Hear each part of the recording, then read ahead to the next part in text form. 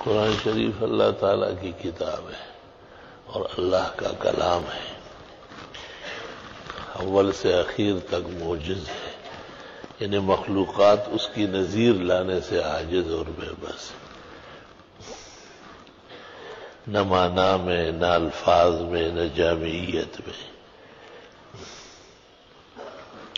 قرآن کریم کی ہر صورت میں اور ہر آیت میں اللہ نے رحمت، مہربانی، شفا، صحت، توانائی، عزت، افتخار، فتح، نصرت، کونین کی خیر و عافیت رکھی۔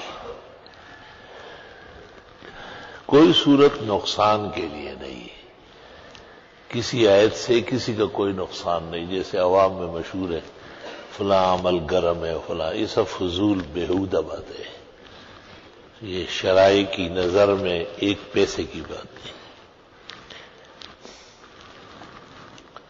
بعض صورتوں کو بعض مفاخر حاصل ہے، بعض صورتوں کو بعض فضیلتیں حاصل ہیں۔ ان میں سے یہ صورت جو تغابن کے نام سے ہے، جو آج نماز میں پڑھی گئی، بزرگان دین کا مضبوط وظیفہ رہا ہے۔ میں نے اب تک جتنے بزرگوں کو دیکھا ہے، بلکہ خواتین تک، ان کا پختہ وظیفہ رہا ہے۔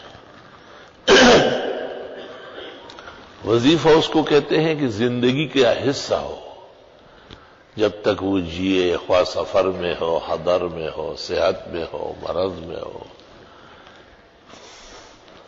اس صورت سے سروکار رکھتے ہیں۔ اور لاعلاج بیماریوں میں،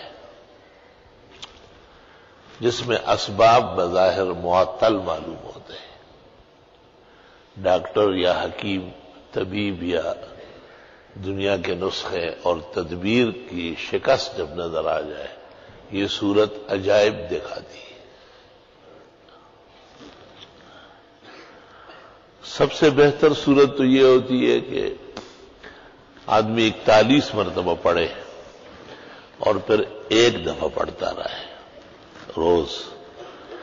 کہتے قبل الفجر یاقوت و مرجان ہے، فی الفجر جوہر ہے، بعد الفجر سونا ہے، سورج نکلنے کے بعد چاندی، اور ہر وقت پڑھنا حکمت سے خالی نہیں ہے، فوائد اور اجر سے مالا مال ہے۔ 41 مرتبہ کسی غرض کے لیے بھی پڑھی جاتی ہے، کسی کام کے لیے ضروری، غرض سے مراد کوئی ضروری کام جس سے آپ دو چار ہو اور آپ چاہتے ہیں کہ خیر و عافیت سے ہو جائے۔ لیکن ابدیت شرط ہے، بندگی شرط ہے، زور نہیں چلے گا، کسی کے باپ کا ٹھیکہ نہیں ہوتا کہ بس آپ نے پڑھا ہو آسمان کو دیکھے کہ جی وہی آئی ہے، نہیں، یہ خناسیت ہے، فرعونیت کے خیالات ہیں۔ ہم وقت اللہ سے ڈرے رہنا اور اللہ سے خیر کی امید رکھنا ہو، اپنی کوتاہی اور قصور کا اعتراف کرنا ہو۔ کبھی ایسا ہوتا ہے کہ کسی ایک مقصد کے لیے سورہ تغابن کو وظیفہ بناتے ہیں، کبھی کئی مقاصد لکھے جاتے ہیں باقاعدہ کاغذ پر۔ بسم اللہ الرحمن الرحیم، ہم نے آج تک اپنے بزرگوں سے سنا ہے، جن پر ہمیں اعتماد رہا ہے اور جن سے ہمیں دین پہنچا ہے اور دین کے فائدے پہنچے ہیں، کہ اس سورت کے پڑھنے سے اللہ خاص فضل فرماتے ہیں۔ اللہ تعالیٰ کی بارگاہ احدیت و سمدیت میں گزارش اور بندگی کی درخواست ہے کہ ہمارے اس بیمار کو یہ صحت ملے، اس ظالم سے اس طرح نجات ملے، اس پریشانی سے اس طرح چھٹکارا ملے، اور وہ کاغذ گم نہ کرے، خبردار۔ اور وہ جب بھی سورہ تغابن پڑھنے لگے تو اس کو 1-2 دفعہ پڑھ لے، بسم اللہ پڑھ کر۔ اس کو بخاری میں انشاد کہتے ہیں، انشدک باللہ۔ دوسرا یہ کہ مطلقاً پڑھا جاتا ہے اللہ کی رضا کے لیے، خوشنودی کے لیے، وہ تو اور بلند مقام ہے۔ کہتے آیت کریمہ جو کثرت سے پڑھتا ہو یا استغفار یا سورہ تغابن، وہ کسی کو بالکل بد دعا نہ دے ورنہ تباہ و برباد ہو جائے گا، اس کو پتہ بھی نہیں چلے گا، اس کی گردن ادھر ٹوٹ جائے گی۔ احتیاط بہت زیادہ ضروری ہے، خود احتیاط کریں۔ کبھی ایسا ہوتا ہے کہ مرض کا غلبہ ہوتا ہے تو تعداد بڑھانی پڑتی ہے، جب مرض کا استعداد ہو تو اس کی بھی تعداد بڑھا لو۔ مثلا 1 گھنٹے میں تو جب پڑھتا ہوں کبھی تو 1 گھنٹے میں 41 مرتبہ آرام سے ہو جاتی ہے۔ 18 آیات ہے، اگرچہ بڑی بڑی آیت ہے۔ اور کبھی ایسا کرتے ہیں کہ ساتھیوں کو بٹھاتے ہیں، اب پورا برابر کی تقسیم کرنا پڑتا ہے۔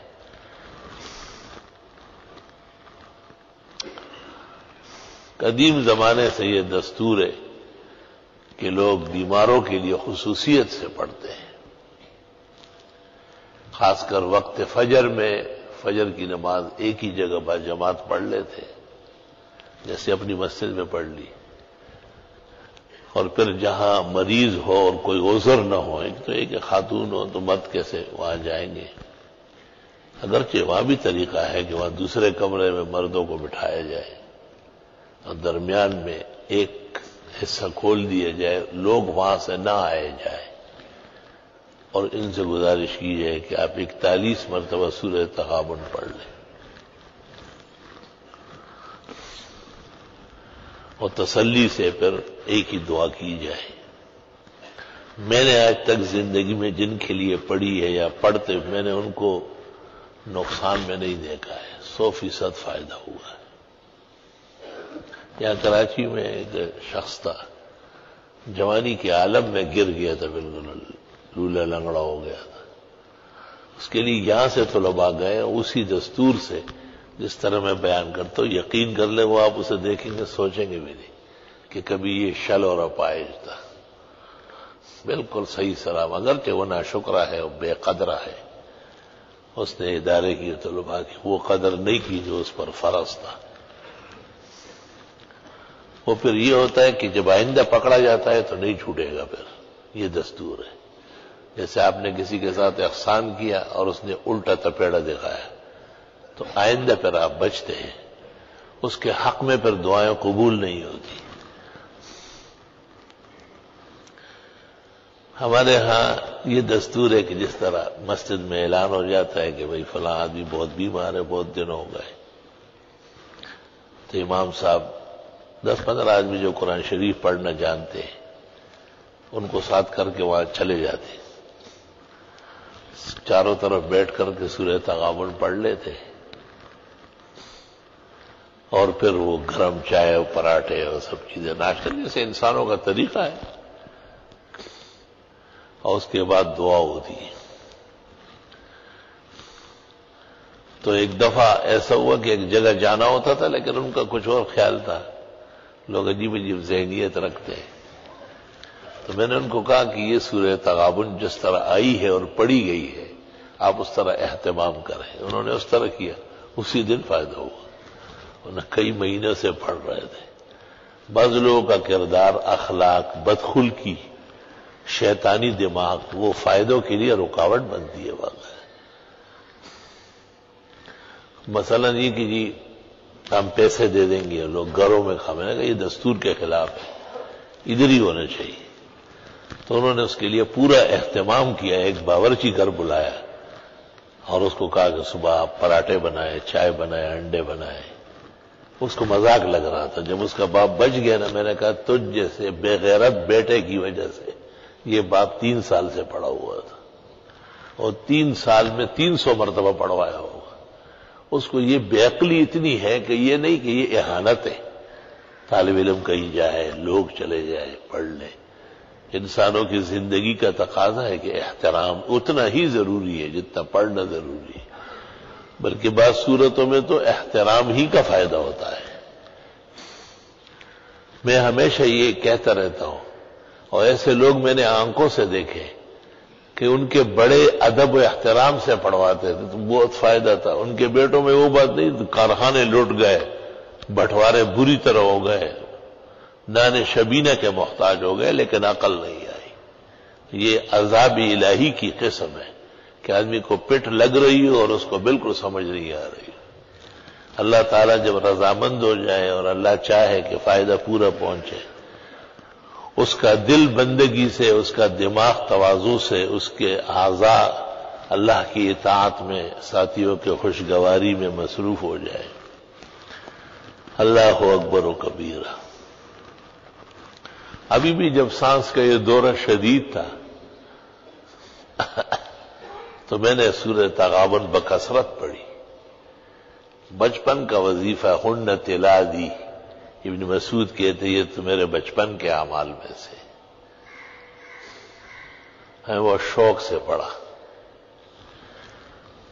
تو وہ رات کو بھی 41 مرتبہ پڑھا، صبح فجر میں آنے سے پہلے بھی پڑھتا رہا، اور متفکر بھی بہت زیادہ تھا. تو میں نے ایک خوبصورت جوان دیکھا، بہت حسین جمیل اور تمام اعضاء سے پر، حسن سے پر.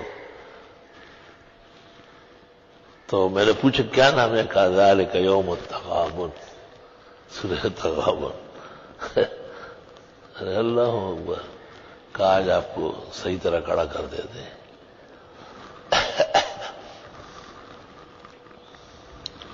اللہ اکبر و کبیر. بعض صورتیں متشکل ہوتی ہے باقاعدہ. اسی طرح ایک دفعہ ہمارے ایک بھائی نے مجھے کہا کہ یہاں ایک سانپ ہے بہت بڑا